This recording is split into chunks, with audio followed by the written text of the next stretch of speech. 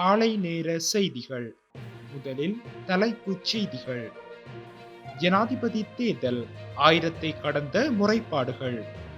ஜனாதிபதி வேட்பாளர்களுக்கு விடுக்கப்பட்டுள்ள முக்கிய எச்சரிக்கை. இந்தியாவால் நடத்தப்பட்ட ரகசிய கணக்கெடுப்பு மறுக்கும் உயர்ஸ்தானிகர் ஆலயம். மக்களின் பாதுகாப்பு குறித்து அரசாங்கத்திடம் கோரிக்கை விடுத்துள்ள கருத்தினால். அதிகரிக்கப்படவுள்ள உரமானியம். விவசாய அமைச்சு வெளியிட்ட மகிழ்ச்சியான அறிவிப்பு. அரச ஓய்வூதியம் பெறாதவர்களுக்கு வழங்கப்படவுள்ள கொடுப்பனவு வெளியாகியுள்ள அறிவிப்பு. அரசாங்கத்திற்கு ஆதரவளிக்க வேண்டியது மக்களின் பொறுப்பு. ஜனாதிபதி ரணில். தொடர்பென விரிவான செய்திகள். ஜனாதிபதி தேர்தலுடன் தொடர்புடைய முறைப்பாடுகளின் எண்ணிக்கை 1000 விட அதிகரித்துள்ளதாக தகவல் வெளியாகியுள்ளது. தேர்தல்கள் ஆணைக்குழு நேற்று வெளியிட்டுள்ள அறிக்கையில் இந்த விடயம் தெரிவிக்கப்பட்டுள்ளது. அதன்படி கடந்த ஜூலை 31 முதல் நேற்று முன்தினம் 25 வரை 1052 முறைப்பாடுகள் கிடைத்துள்ளன என்று குறிப்பிடப்படுகின்றது. இந்த முறைப்பாடுகளில் வன்முறை சம்பவங்கள் குறித்து 4 முறைப்பாடுகளும், சட்டத்தினை மீறிய 1006 குற்றச்சாட்டுகளும், 42 வேறு முறைப்பாடுகளும் பதிவு செய்யப்பட்டுள்ளன. இதேவேளை நேற்று முன்தினத்தில் மாத்திரம் 127 முறைப்பாடுகள் பதிவாகியுள்ளதாக தேர்தல்கள் ஆணைக்குழு தெரிவித்துள்ளது.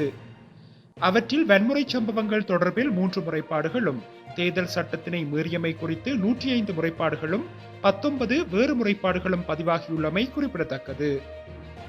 ஜனாதிபதி வேட்பாளர்கள் மக்களுக்கு உணவு, பானங்கள் அல்லது சிற்றுண்டிகளை வழங்கி விருந்துகளை நடத்துவது ஜனாதிபதி தேர்தல் சட்டத்தின்படி குற்றச்செயல் என குறிப்பிடப்பட்டுள்ளது. எனவே அவர்கள் அவ்வாறு செய்ய தடை விதிக்கப்பட்டுள்ளதாக தேர்தல்கள் அதிகாரியொருவர் நேற்று தெரிவித்துள்ளார். கடந்த காலங்களில் அரசியல் வேட்பாளர்கள் பிரச்சார நடவடிக்கையின் ஒரு பகுதியாக தங்கள் ஆதரவாளர்களுக்காக அடிக்கடி விருந்துகளை நடத்துவது வழக்கமாக இருந்தது. எனினும் அப்போது இந்த நடைமுறை பரவலாக விவாதிக்கப்படாமல் அல்லது குறிப்பிடத்தக்க பிரச்சனையாக கருதப்படாமல் இருந்தது. எனினும் அனுராதபுரத்தில் ஜனாதிபதி வேட்பாளர் ஒருவரால் அப்பகுதியில் உள்ள கல்வியாளர்கள் மற்றும் தொழில் நிபுணர்களுக்கு நடத்தப்படவிருந்த விருந்தொன்றை தேர்தல் அதிகாரிகள் தடுத்து நிறுத்தியதை அடுத்து புதிய விவாதம் ஒன்று எழுந்துள்ளது. இந்த விடயம் தொடர்பில் தேர்தல்கள் ஆணையாளர் சிந்தக குலரட்ன ஊடகம் ஒன்றிற்கு கருத்து தெரிவிக்கையில், ஜனாதிபதி தேர்தல் சட்டத்தின் பிரகாரம் இவ்வாறான செயற்பாடுகள் தூண்டுதலாக அமையும் எனவும், எனவே தேர்தலில் போட்டியிடும் வேட்பாளர்கள் இதுபோன்ற விடயங்களை முன்னெடுப்பதை தவிர்த்துக் கொள்ள வேண்டும் என்றும் கூறியுள்ளார். தேர்தல்கள் சட்டத்தின் 77வது பிரிவின்படி விருந்துபசரிப்புகள் அளிப்பது குற்றமாகும். வேட்பாளர்கள் தமது ஆதரவாளர்களுக்கு உணவு, பானம், குளிர்பானங்கள் அல்லது பரிசுகளை வழங்கக்கூடாது எனவும் அவர் தெரிவித்துள்ளார். தேசிய மக்கள் சக்தியின் ஜனாதிபதி வேட்பாளர் அனுரகுமார திசாநாயக்க எதிர்வரும் ஜனாதிபதி தேர்தலில் வெற்றி பெறுவார் என இந்திய புலனாய்வு பிரிவு தெரிவித்ததாக சமூக ஊடகங்களில் பரவிய செய்தியை கொழும்பில் உள்ள இந்திய உயர்ஸ்தானிகர் ஆலயம் மறுத்துள்ளது. குறித்த அறிக்கையில் தெரிவிக்கப்பட்டுள்ளதாவது: பல்வேறு முறைகள் மூலம் இந்தியாவால் நடத்தப்பட்ட ரகசிய கணக்கெடுப்பு அனுரகுமார பெரும்பான்மையை பெறுவார் என்று தெரிவிக்கின்றது. இந்த மதிப்பீடு தேர்தலுக்கு 30 நாட்களுக்கு முன்பு வந்துள்ளது மற்றும் அனுரவுக்கு வளர்ந்து வரும் ஆதரவை சுட்டிக்காட்டும் பல முக்கிய குறிகாட்டிகளை எடுத்து காட்டுகின்றது. கணக்கெடுப்பு முடிவுகளில் அனுரகுமார தனது போட்டியாளர்களை விட மிகவும் முன்னிலையில் இருப்பதாக தெரிவிக்கப்படுகின்றது. இது பரவலான மக்கள் ஆதரவை பரிந்துரைக்கின்றது. தேர்தல் திகதி நெருங்கி வரும் நிலையில் அவர் கணிசமான முன்னிலையில் இருப்பதற்கான முக்கியமான குறிகாட்டியாக இந்த வளர்ச்சி பார்க்கப்படுகின்றது. இந்த வளர்ச்சியானது அனுரகுமார மற்றும் அவரது கொள்கைகள் மீதான வலுவான வாக்காளர் நம்பிக்கையை பிரதிபலிக்கின்றது. இதற்கு மாறாக ஐக்கிய மக்கள் சக்திக்கான ஆதரவு குறைவதாக கணக்கெடுப்பு தெரிவிக்கின்றது. ஐக்கிய மக்கள் சக்தியின் பல உறுப்பினர்கள் மீண்டும் ஐக்கிய தேசிய கட்சியுடன் இணையவுள்ளதாக ஒரு குறிப்பிடத்தக்க மாற்றம் காணப்பட்டது. இந்த போக்கு ஐக்கிய மக்கள் சக்தியின் எண்ணிக்கையை பலவீனப்படுத்தியுள்ளது மற்றும் தேர்தலில் திறம்பட போட்டியிடும் திறன் மீது சந்தேகத்தை ஏற்படுத்தியுள்ளது. குறித்த இந்த அறிக்கை தொடர்பாக இந்திய உயர்ஸ்தானிகர் ஆலய கருத்தின்படி, இந்திய உயர்ஸ்தானிகர் ஆலயத்திற்கு காரணமான செய்திகள் சமூக ஊடகங்களில் பரவுவதை நாங்கள் பார்த்துள்ளோம்.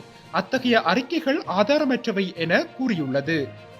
நீதித்துறையை விமர்சிக்கும் வகையில் அரசாங்கம் அண்மையில் வெளியிட்ட அறிக்கையால் தாம் மிகுந்த மன உளைச்சலுக்கு உள்ளாகியுள்ளதாக கொழும்பு பேராயர் கர்தினால் மெல்கம் ரஞ்சித் ஆண்டகை தெரிவித்துள்ளார்.